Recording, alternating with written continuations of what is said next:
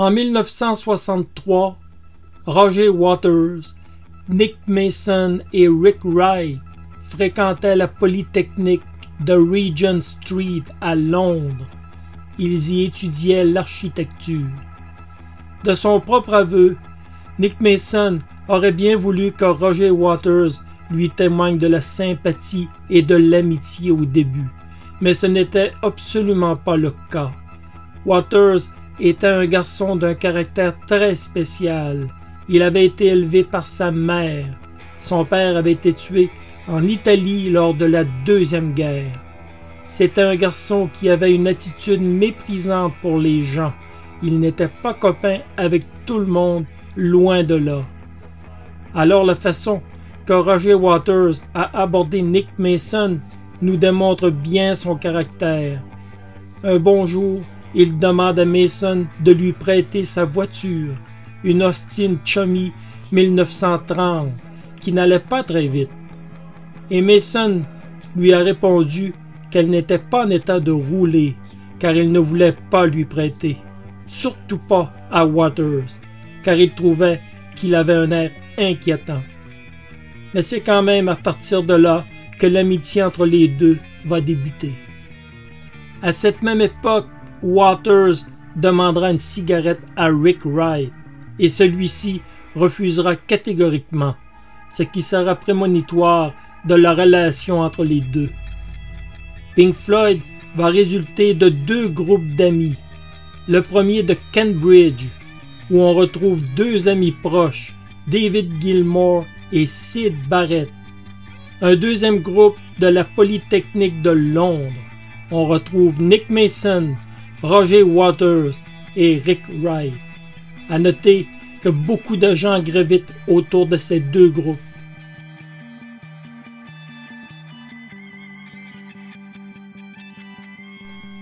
Nick Mason et Roger Waters sont demeurés ensemble dans l'architecture avec des projets en commun. En ce qui concerne Rick Wright, dès la première année, il va constater que l'architecture n'est pas sa tasse de thé. Il partit après un an au London College Music, mais le contact ne sera pas rompu. Il fréquentait le Grammar School de Haberdasher. Il y joue de la trompette et il va apprendre le clavier de façon autodidacte. Et selon Mason, en apprenant seul, il a créé un doigté qui n'appartient qu'à lui. Un doigté qu'un professeur lui aurait interdit.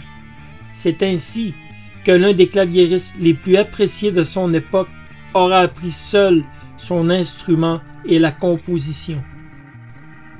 Si Waters était un garçon avec un air inquiétant, qui méprisait les gens, d'un abord difficile, qui faisait l'école buissonnière, qui s'attirait les foudres des autorités, donc un garçon peu sympathique, Rick Wright, pour sa part, était un garçon discret, introverti, avec des amis à l'extérieur de la Polytechnique.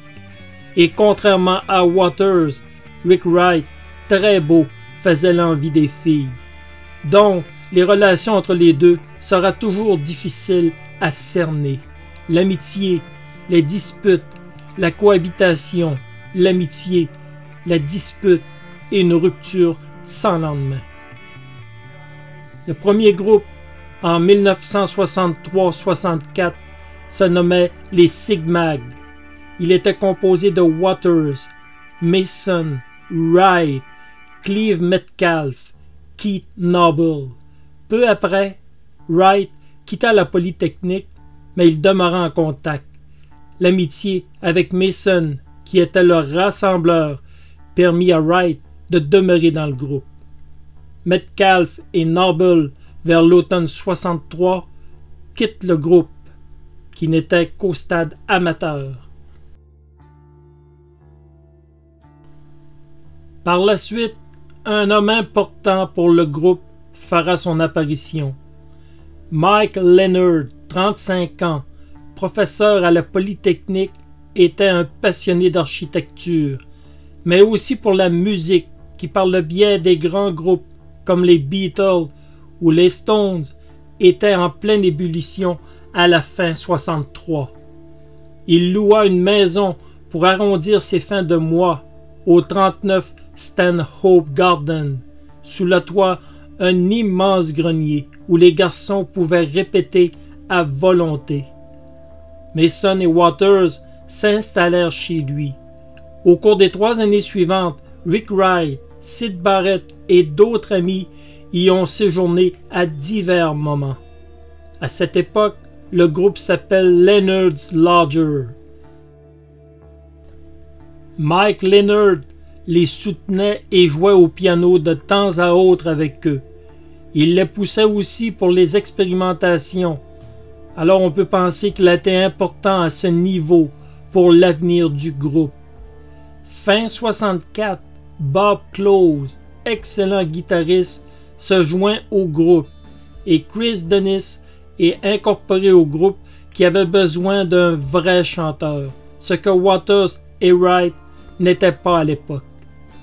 Chris Dennis fut par contre éjecté du groupe quand un dénommé Syd Barrett arriva.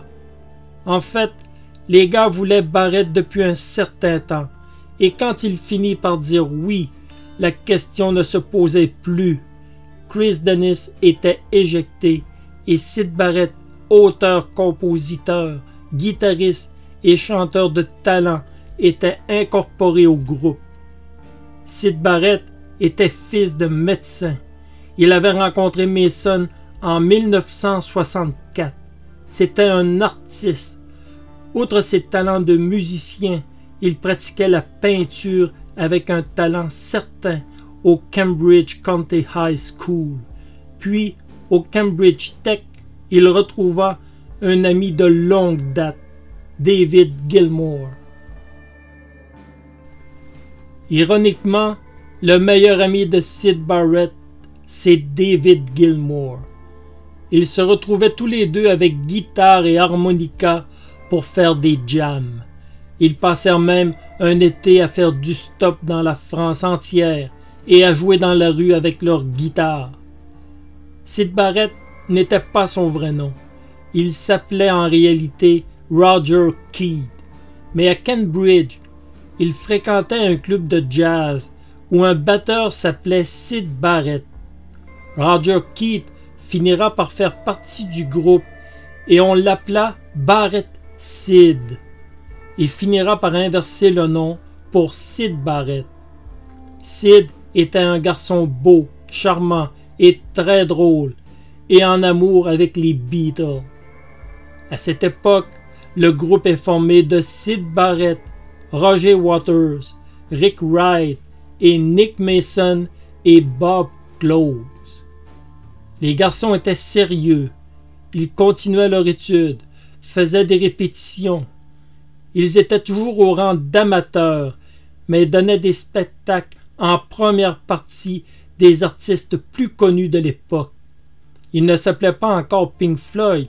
Ils apprenaient leur métier avec parfois une bonne réaction de l'audience. À Noël 64, grâce à un ami de Wright, ils entrent en studio pour enregistrer des maquettes, un vieux classique I'm a King Bee et 3 compositions de Barrett. Il est vital de faire écouter un truc à des impresarios si on veut être pris en main un jour, ou simplement être accepté par des organisateurs d'événements qui demandaient un échantillon. Printemps 1965, le groupe décroche un contrat au Countdown Club, au sous-sol du Palace Gate.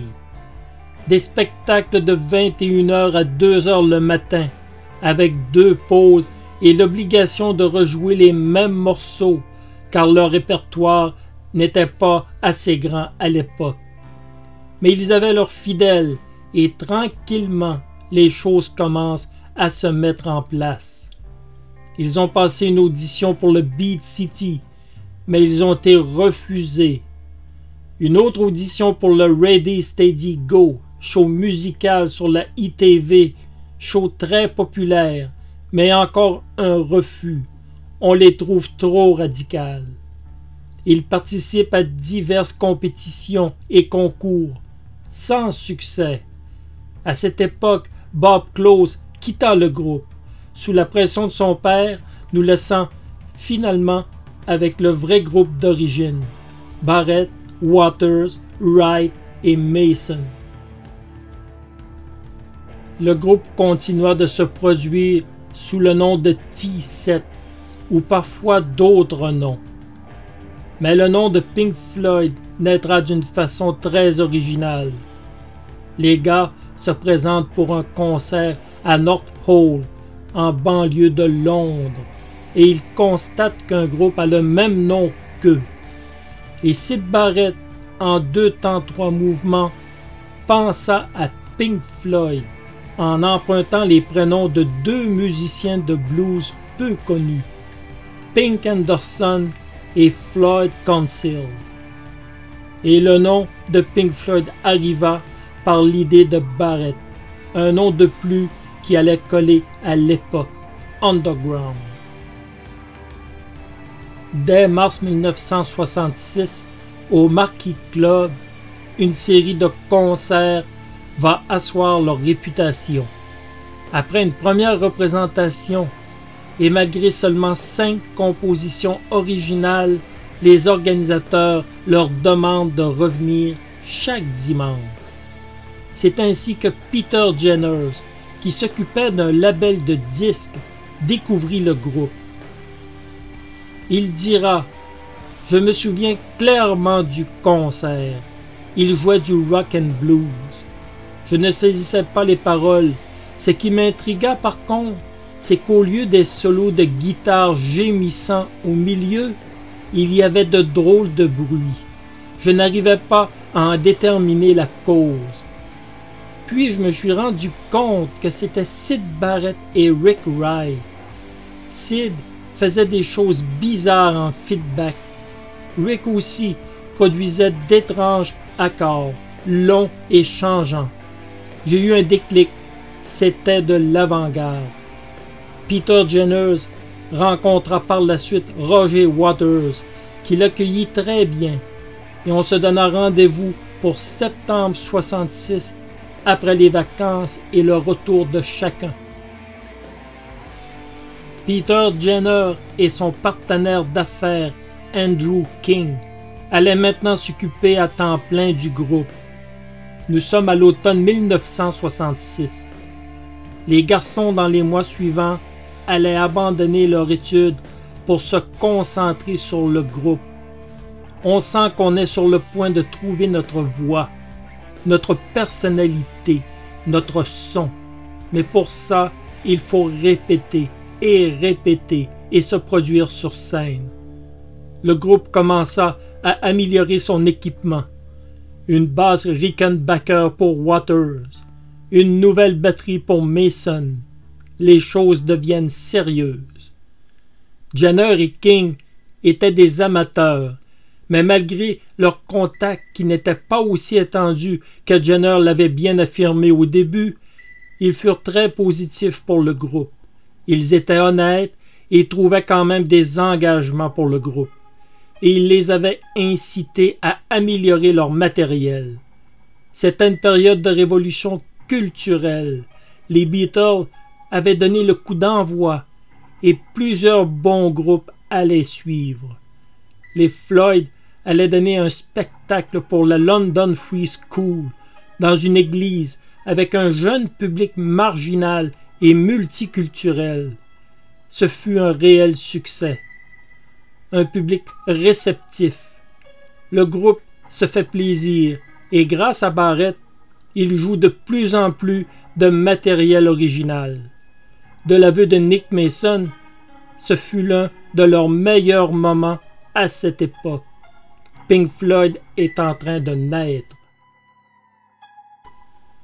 Les effets de lumière faisaient aussi partie intégrante d'un spectacle de Pink Floyd. Des projecteurs, des lumières de couleur et des diapositives. Rien de coûteux à l'époque, mais c'était un effet garanti. À l'époque, le mot se passait. C'était le happening pour un show de lumière. Peter Jenner et Andrew King se chargeaient des achats, des lumières et des interrupteurs, de la bricole à 3 sous, mais très efficace à l'époque. Beaucoup de concerts, ils sont maintenant considérés comme un groupe underground. Et ils ont un public fidèle. Leur émergence n'est plus qu'une question de temps. En octobre 1966, le groupe se lie par contrat avec Jenner et King en 6 parts égales sous le nom de Black Hill Enterprise. Les spectacles improvisés se sont poursuivis à un bon rythme, avec du succès, mais parfois des échecs, tout dépendant du public qui était devant eux. Après un concert dans un club de jeunes catholiques, le responsable refusa de nous payer, dira Nick Mason, sous prétexte que ce que nous avions joué n'était pas de la musique. Ce n'est pas tout le monde qui adhère à Pink Floyd. Même chose au Marquis Club en décembre 1966, où l'accueil fut mauvais. Mais les garçons savaient qu'ils tenaient quelque chose. Début 1967, un article du magazine Town allait leur donner un bon coup de main. Les Pink Floyd sont le groupe phare de l'underground. Leur musique rappelle plus celle de Thelonious Monk que des Rolling Stones. Des projections de diapositives baignent les musiciens et le public de motifs hypnotiques en une frénésie de couleurs liquides, galaxies, nids d'abeilles et cellules palpitantes tournoient autour du groupe en s'accélérant au gré des pulsations de la musique. C'était une critique très élogieuse, rien pour nuire à leur futur succès. Plus tard, il rencontre Joe Boyd, responsable de la compagnie UFO. Avec Boyd, ils enregistrent 2 morceaux aujourd'hui célèbres, Arnold Lane de Barrett et Interstellar Overdrive, une composition du groupe. Polydor fait une offre qui est acceptée, mais sans signature formelle. La signature aura lieu dans quelques jours. Tout allait bien pour Polydor. Mais arrive un certain Brian Morrison qui avait engagé le groupe pour un spectacle. Morrison avait ses entrées chez EMI et les studios Abbey Road. Il emmena les bandes chez EMI qui fit aussitôt une offre supérieure au groupe de Polydor. Le groupe ne pouvait plus refuser à la maison de disques la plus riche du Royaume-Uni, en partie grâce aux Beatles. Le sort en était jeté. Pink Floyd signe avec EMI. Par contre, le grand perdant fut Joe Boyd, qui ne pourrait produire le groupe, car EMI avait ses propres producteurs. Norman Smith, un des ingénieurs du son pour les Beatles, allait produire le groupe. EMI donnait un bonus de 5000 livres et le studio gratuitement.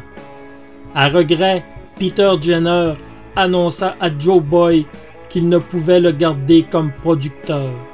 Une injustice pour celui qui leur avait ouvert les portes du studio le premier. Il y eut une cérémonie de signature, une fête donnée en leur honneur. Pink Floyd était désormais en voiture avec l'une des plus grandes maisons de disques au monde. Début 1967, tout semble bien aller pour le groupe. Malgré que l'accueil était toujours inégal lors de leurs concerts, selon le public qu'ils avaient devant eux, il faut noter aussi qu'ils n'avaient pas encore d'album. Ils n'avaient que 2 simples qui avaient raisonnablement bien marché, Arnold Lane et Si Emily Play. Malgré tout, l'année 1967 verra le groupe se produire à 200 reprises. Par contre, une ombre au tableau va se profiler et va mettre l'existence du groupe en danger. Syd Barrett devient de plus en plus erratique, de bons jours, mais de plus en plus souvent des mauvais jours. Il devient irritable, ingérable et imprévisible.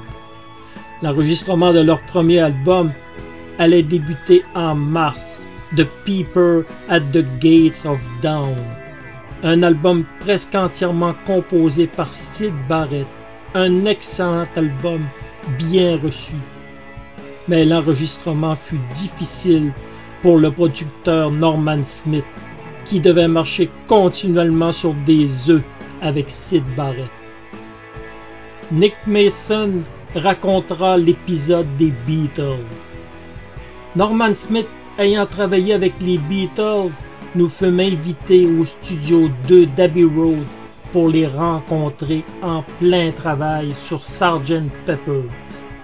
La musique était superbe. McCartney enregistrait des lignes de basse fabuleuses. Ils étaient incroyablement professionnels. Nous n'étions rien à côté des Beatles. Nous nous assîmes bien humblement et les avons regardés travailler. Chaque fois que les Beatles travaillaient à Abbey Road, l'atmosphère des studios était transformée. Leur présence était palpable.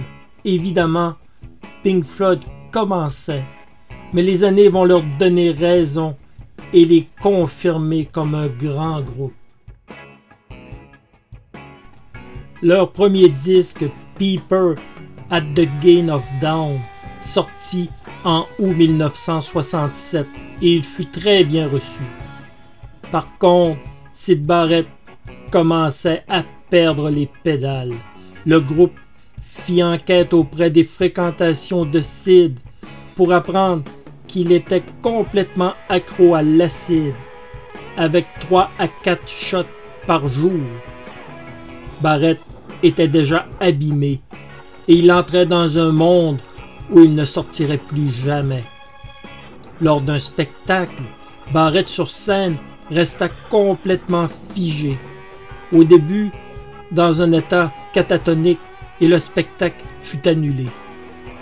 On annula tous les spectacles prévus pour août, en pensant naïvement qu'en le faisant soigner et avec du repos, que tout reviendrait à la normale. Mais rien ne changea, et Barrett devenait même violent. On refit quelques concerts en septembre, puis une tournée aux États-Unis qui fut moyennement fructueuse, toujours avec Syd qui posait problème. De retour au Royaume-Uni, Syd ne se présentait même plus pour les spectacles. Il fallait aller le chercher. Dave O'List du groupe Nice venait le remplacer lorsqu'il ne se présentait pas. Mais c'était inéluctable. On ne pourrait pas continuer ainsi encore bien longtemps.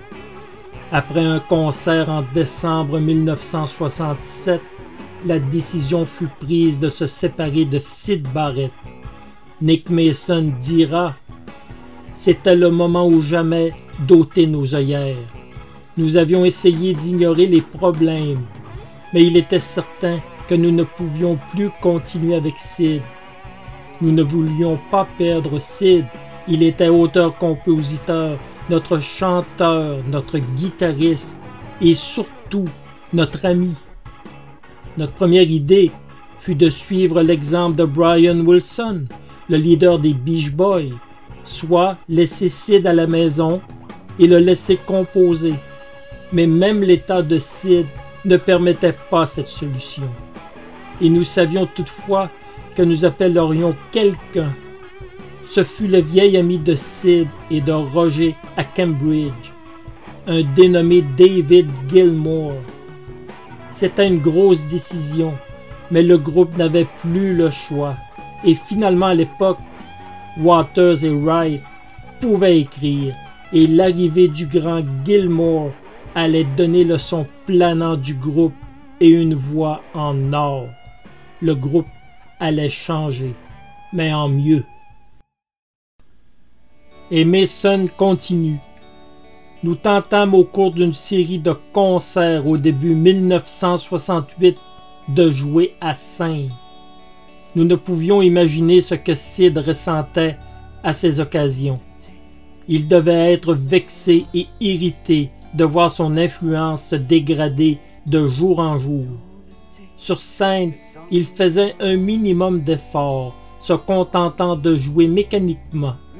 C'était sans doute sa façon de marquer son refus de coopérer, et comme il s'isolait de plus en plus, nous nous félicitâmes de notre décision d'avoir intégré David au groupe. Sid Barrett s'était montré si buté et insupportable que nous n'en pouvions plus. Il était devenu un frein à notre désir de réussite. Le partenariat avec Black Hill, Peter Jenner et Andrew King fut dissous à l'amiable, et Sid Barrett ne fit pas de problème. Mais était-il dans un état mental pour comprendre ce qui lui arrivait? Dorénavant, ce serait un dénommé Steve O'Rourke qui allait devenir leur manager, et ce, pour toute l'existence du groupe. O'Rourke avait déjà une maison d'édition très rentable. Dorénavant, ils avaient un vrai professionnel en mesure d'organiser des tournées et de négocier des contrats. Il apporta de la rigueur à la gestion de leur affaire. L'arrivée de Gilmour apporta un professionnalisme qui manquait aussi au groupe. Il était créatif, structuré et patient, et il se présentait fort bien. Leur manager se disait que Gilmour prendrait le groupe en main et qu'il le tirerait vers le haut, et l'histoire lui donnera raison. Sans Gilmour, Pink Floyd ne se serait jamais élevé au rang des supergroupes.